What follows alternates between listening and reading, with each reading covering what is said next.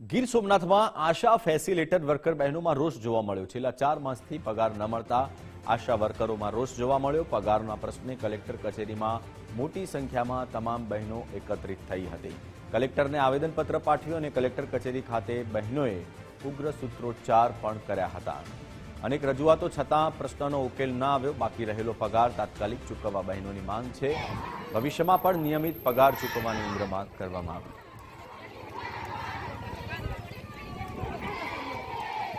Area stop of जो 50% है અને જે 2500 રૂપિયા અમારો વધારો અને બેનોનો 2000 વધારો તો ઈ વળી પાછું 2 મહિના પછી ચૂકવાશે અને એવી રીતના તો અત્યારે સર આમાં ઘણા સિંગલ બેનો પાસે કે જેની માથે આખા ઘરનો બોજ છે છતાં પણ અમારે વારંવાર રજૂઆત કરવા અધિકારીને વારંવાર રજૂઆત કરવા છતાં અમારો મુદ્દો એ લોકો ધ્યાને નથી લેતા। તો આશા વર્કર બહેનો દ્વારા સૂત્રોચ્ચાર સાથે વિરોધ પ્રદર્શન કરવામાં આવ્યું। છેલ્લા 4 માસથી પગાર ન મળતા આશા વર્કર બહેનોમાં રોષ જોવા મળ્યો છે। તેમનું કહેવું છે કે તેમનું મહેનતાણું નિયમિત રીતે તેમને ચૂકવવામાં આવે।